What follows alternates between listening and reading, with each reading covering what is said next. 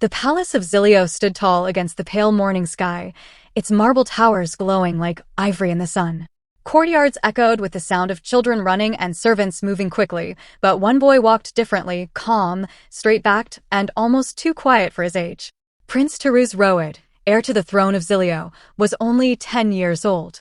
His tutors often said he was sharper than boys twice his age. His father, the king, said he carried an old soul, while his mother laughed and called him her little general. Taruz, however, was known among the palace staff for his seriousness. He rarely laughed. He rarely smiled. To strangers, he looked cold. But those who knew him best, his grandmother, his parents, and one special girl, saw the warmth he kept hidden. Taruz adored his parents, though he did not often show it with words. His father, King Alhar Roed, ruled with firm wisdom, and his mother, Queen Selene, with compassion. The boy clung especially to his mother, for she was the only one who could make his cold mask soften. He pretended not to need her comfort, but he cherished her voice, her touch, her laugh. And there was Annabel Caris, the only child outside his family to whom he spoke freely. She was the daughter of Councilman Caris, a widower who served the king with loyalty. Because of their parents' friendship and line of work, Annabel often visited the palace, escorting her father. She was a year younger than Taruz, with dark brown hair tied neatly behind her shoulders and a bright, honest smile. Where Taruz was quiet and stoic, Annabel was gentle and open. They balanced each other. Though the young prince never admitted it aloud, everyone could see he cared for her. She was the only one who could draw him into simple conversation, the only one who dared tug at his sleeve when he grew too serious. That morning, Annabel found him in the training yard. He sat on a stone bench, a book resting on his knees, the crease in his brow far too deep for a boy of 10. "You're frowning again," Annabel said softly as she approached. "You'll grow old before your time." Taruz looked up. He didn't smile, but he closed the book and made space beside him. That was his way of showing he wanted her there. "I was reading about the wars before grandfather's time," he said. "It says that kings who trust the wrong people lose their crowns. Or their heads." Annabel tilted her head. "That's dark," her little voice responded. "It's true," he replied firmly. His eyes shifted to her. "I don't want that to happen here." She gave a small sigh and Saturday, "You worry too much, Taruz. Your father is strong. Your mother is kind. The people love them. And they love you." He didn't answer, but his fingers tapped lightly on the book. He knew Annabel was right, but a voice inside him always whispered warnings, even when life seemed safe. At that moment, Dowager Queen Muriel stepped into the courtyard. She was old but carried herself with sharp grace. Her silver hair glimmered beneath her veil, and her cane tapped lightly on the stones. Taruz stood immediately, bowing to her. "Grandmother," he greeted. She smiled faintly. "Ever the gentleman." Her eyes flicked to Annabel, who bowed shyly. The Dowager Queen approved of the girl. She knew her grandson trusted few people, and Annabel's presence softened him in ways no court tutor could. "Your father and mother ride out today," the Queen said to Taruz. "A gathering of nobles in the west. They will not be gone long." Taruz nodded, his face composed. "I know." But inside, a small unease stirred. He always felt restless when his parents traveled without him. He did not say it aloud. He never did. A few steps away from them, the palace gates opened with ceremony. The king and queen, dressed in their traveling cloaks, mounted the royal carriage. The king looked noble and steady, his broad shoulders straight, while the queen's gentle smile soothed the crowd that had gathered to watch them leave. "Do not worry, my son," King Altar called down to Taruz, who stood outside watching them. "We will return before you finish your week's lessons."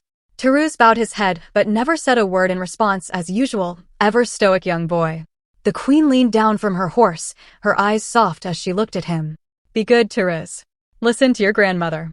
For a brief moment, his mask cracked. He lifted his gaze to hers, and the faintest warmth flickered in his eyes. "I will." With that, the coach closed the carriage doors and rode off the palace grounds. On a horse behind the king and queen rode Justin Roed, the king's stepbrother and right-hand man. He wore the crest of his station proudly, his smile polite and deferential. Beside him, a small group of guards followed, among them Kenneth, a seasoned soldier loyal to the crown. Annabel stood beside Taruz at the gate, watching as the riders disappeared down the road. "See?" she whispered. "They'll be back before you know it." But Taruz did not answer.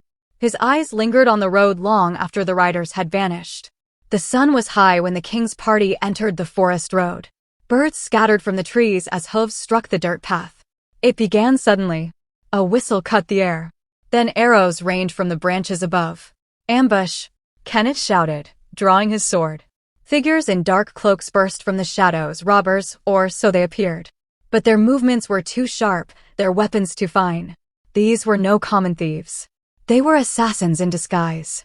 The king swung his blade with force, cutting one down. The queen clung to her horse, her eyes sharp with fear but steady. Justin ducked behind, shouting orders that no one heard in the chaos. Kenneth fought like a lion, cutting through attackers to reach his king and queen. Blood sprayed, and horses screamed. He tore the cloak from one assassin as he struck him down, ripping free a small crest stitched into the fabric. He shoved it into his armor, knowing it was proof. But they were outnumbered. One guard after another fell. An arrow pierced the king's side, and he staggered. "Aldhar," the queen cried, reaching for him. The assassins pressed closer. Steel clashed. Then, before Kenneth's horrified eyes, the king fell to the ground, his blood soaking the dirt. The queen screamed, throwing herself to his side, but a blade struck her down moments later.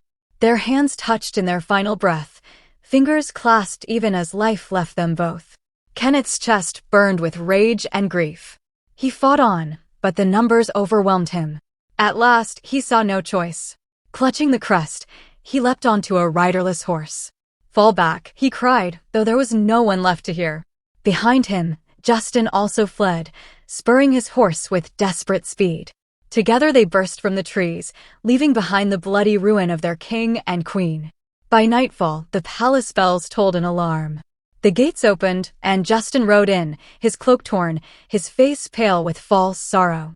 Kenneth followed, his armor stained with blood, his eyes hollow. The people rushed to hear the news. Torches lit the courtyard as Justin dismounted and raised his arms. The cabinet, nobles and councilmen were quickly gathered, and alongside was Karis, the head councilman, with his daughter. "Tragedy," Justin cried, his voice shaking, but there was no true grief in his eyes. "On the road, we were attacked, robbers, cruel and merciless.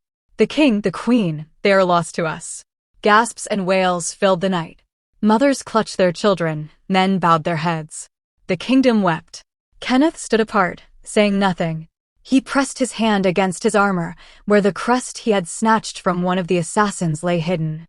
He had proof that this was no ordinary attack. But for now, he remained silent, unsure whom he could trust. That night in his chambers, Prince Taruz sat in stillness. Behind him stood his speechless grandmother, who had her own grief to deal with, but Taruz comes first. And also in the room was the loyal councilman Mr. Karis and his daughter Annabelle, who wept beside him, her hand clutching his. But Taruz did not cry. He stared ahead, silent, his young face as cold as stone. But inside, his heart was breaking. And so the kingdom of Zilio fell into darkness. Their beloved king and queen were gone, and the shadow of betrayal had already begun to spread.